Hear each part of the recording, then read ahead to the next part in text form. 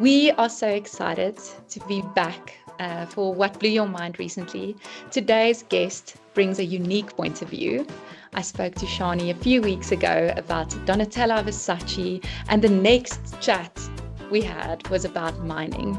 Again, we like to bring two extremes to the forefront. Kirsten, please tell us more. Thanks, Anne. I'm really excited to introduce Shani today. She is a brilliant associate here at Futureworld, whose expertise and strategy spans across ESG in the mining sector and private sector investments that drive economic growth. She's even contributed to strategy books, so you just know that what she'll have to say today will be eloquent and interesting. But for me, what truly sets Shani apart is her distinctive worldview. So whether it's expressed through her impeccable sense of style or the thought-provoking insight she consistently brings to the discussions, Shani has a remarkable talent for helping us see familiar challenges through entirely new lenses. So Shani, let's jump in and hear what's been blowing your mind lately. Fantastic. Kirsten and Su-Ann, thank you so much for this opportunity. Yes, when Su-Ann and I started chatting, hot off the press at that stage was Donatella Versace stepping down after 3 decades of being the creative director at Versace. And I think we all, even if you're not interested in fashion, know the name Gianni Versace, Donatella Versace. And this was a woman who didn't necessarily plan to lead a fashion house. Her brother was killed. She stepped into the role, and she really brought the business to the fore and expanded it. And she's now stepping back, and Prada is buying Versace. And at the same time, in that same conversation, Su-Ann and I jumped to mining and freight logistics and investment opportunities opening up in South Africa. And I think I may have still teased Su-Ann a little bit, about we all see these fascinating things that blow our minds. But are they necessarily related? Is this just a little factor of the, geeky ADHD all of us have, all of these interesting things? But the more and more I thought about it, I actually realized there's a lot of similarities, between fashion and mining. Oh my goodness. It just blows my mind every time we start talking about that. So please do tell us, we're all on the edge of our seat. What are the similarities between these two extremes? Great. Yeah. I guess it's interesting, for so many of us, we see fashion in one light and we see mining in one light. And in a way, they are very opposites, but typically we see fashion as bespoke, as haute couture, as fine. And we see mining a little bit more as a masculine industry, with big, heavy machinery. But here's a couple of interesting facts on the similarity. So, what is the first similarity between fashion and mining? Both of these industries are huge. They're actually so big. The global fashion industry, US dollars, 1.84 trillion US dollars. That is massive. 1.6% of the world's GDP. Mining, approximately 2.1 trillion US dollars. Again, I mean, this is really massive industries, combined about 3.5% of the world's GDP. What is the other similarity? Both mining and fashion we use every day. And I guess for a lot of us, fashion is the obvious one, shoes, clothes, jewelry. Here in Johannesburg, winter is peeking around the corner. We'll get out our new coats. We may even think about a trench coat for the in-between weather. My husband's on the golf course this afternoon in fashionable golfing attire. We use it every day. Some of us think about it every day. But then mining, we also use mining every day. Iron ore, manganese ore, green steel for buildings, in vehicles, in appliances. That cast iron pot I'm going to use to make a chicken curry tonight, iron ore, mining. Copper, the wiring, our plumbing, all our electronics. There's aluminium in our household items. Sure, it's not summer in South Africa at the moment, but we've got zinc in our sunscreen, lithium in our batteries for laptops, iPhones, electric vehicles, And then also, of course, the precious metals, gold, silver, platinum. Us women, especially here in South Africa, love jewelry. So that's the second similarity. We use it every day. The third one I found really, really interesting is if we look at both mining and fashion, and if we look at the last 2 to 3 decades, there's been an enormous emphasis on responsible supply chains and ethics. In the early 2010s, a lot of consumers became very worried about who makes their clothes, who makes their sports shoes. There were some terrible stories about child labor in offshore sweatshops. And so the fashion industry was put under enormous pressure to pay attention to sustainable sourcing, to be more transparent about their supply chains, also to be more ethical in their labor practices. And I think increasingly we also see more eco-friendly materials coming through, like organic cotton and recyclables.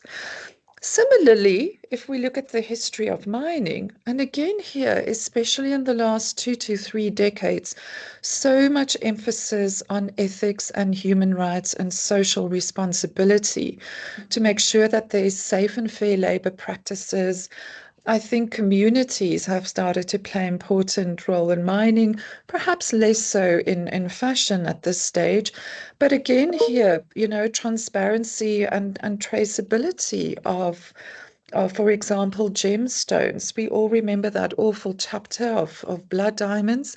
And so now increasingly gemstones are being bought with care and consideration of where it originates. The world is shifting away from coal to renewable energies.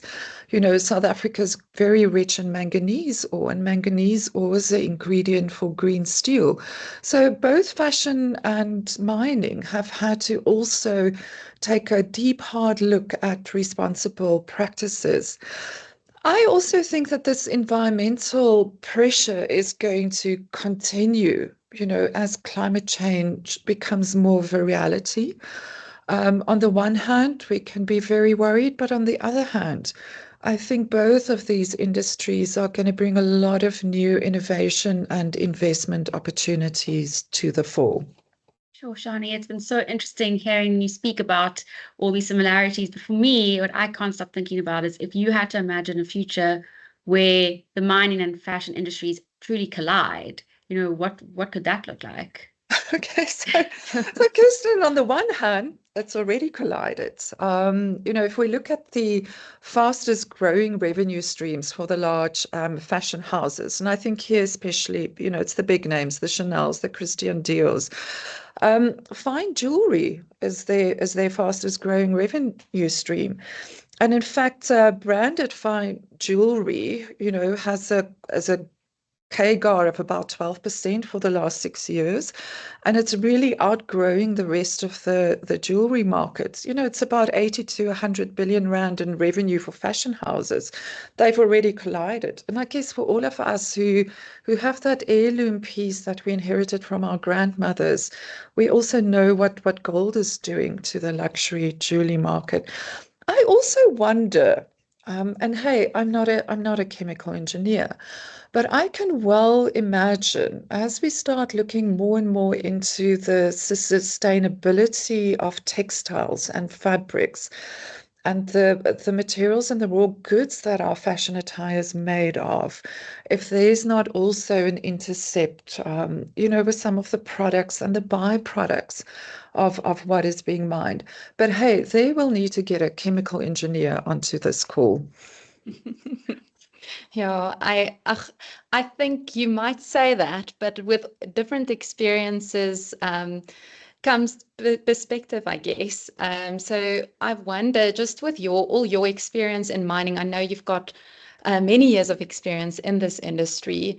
How does it shape your strategic thinking to also include fashion? So yeah, I just love to understand where that sort of intersection came and your thoughts around it. Yeah.